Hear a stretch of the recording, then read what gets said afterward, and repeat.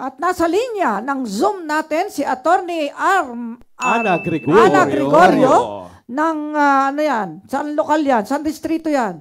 Taytay. Ang sabi niya, hello, Chief Acosta, JC. Ako po si Rosan. Ako po ay taga Rojas Oriental, Mindoro. Pero nandito po ako ngayon sa Cainta Rizal na mamasukan bilang kasambahay. Humihingi po sana ako ng tulong. Best advice po para sa aking mga anak na yung ama nila ay hindi po sumusuporta na maayos. Sa kasalukuyan, nasa Cavite po siya nagtatrabaho.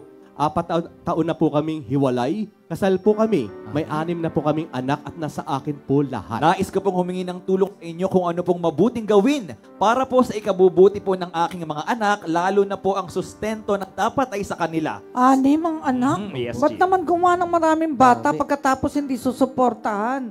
Kapag masipag ka sa gabi, dapat masipag ka rin sa araw. Yan. Wala akong mali siya, pasintabi, parental guidance. Pero talagang dapat, sinasabi ko na nga, ang mga lalaking ay magpakain ng anak, magpaaral, magpadamit, walang karapatang mag-anak.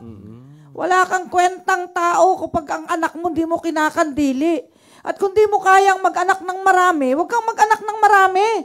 Lalo kung wala kang permanenteng trabaho. Bato-bato sa langit, tamaan ay Huwag magalit. Oo, kasi ganun nga eh. Minsan yung may magandang trabaho, siya ang isa, 2 anak. Pero yung wala namang magandang trabaho o wala namang, kumbaga ay makukuha ng trabaho maganda-ganda, kahit pa extra-extra, isang maraming anak. Napakaraming anak. Siguro walang magawa. Ano, Henry? Siya nga po. O, tuloy mo nga, JC, ang kwento. Nagbibigay naman po ang ama, pero talagang di po talaga makatarungan. At saklap Kasi po, nga, 6 eh. napasok pa po yung 5 niyang anak.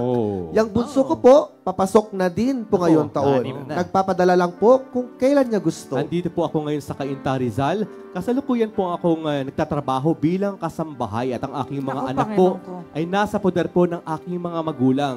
Humihingi po ako ng tulong para po sana maobliga ang ama ng mga bata Kaya para wala sa sustento. sila na masukan siya. Opo. No? Oo. Tapos, Ang tatay ko po may sakit at matanda na. Ang mama ko po, siya po ang nag-aalaga sa aking mga anak. Ako lang din po ang nagsusustento sa kanila kasama ng aking mga magulang at mga anak. Nais ko po sanang ipahatid sa inyo ano pong mabuting gawin para po sana kahit papaano magsustento ng tama ang ama ng aking mga anak. Umaasa po ako na Teka. sana matulungan niyo po ako. Maraming teka, salamat si po. Roseanne, kumusta ka na? Ma'am Rosa. Hello, Ma'am Roseanne. Hello. Sira yata yung linya natin. Hindi makakonekta yung mga, ano natin, caller. Hello, Ma'am Roseanne. Nawala si Roseanne. Oh, naliwalaan na. Ma'am Putol. Rosa. Roseanne, ala eh. Nay Roslan, ate. Ayan na. Ate Roseanne. Okay po, hello. Ayan. Bakit Hello po.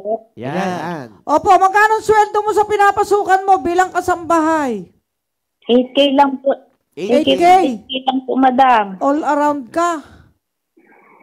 Ha? All around ka dyan sa pinapasukan mo? Opo, ma'am. Dyan din sa Taytay? Dyan din sa Cainta?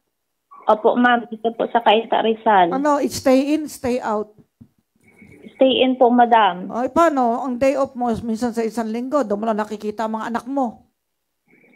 Bali po, madam, kinukuha ko yung sahod ko kasi katapusan po. Tapos, may day off ka.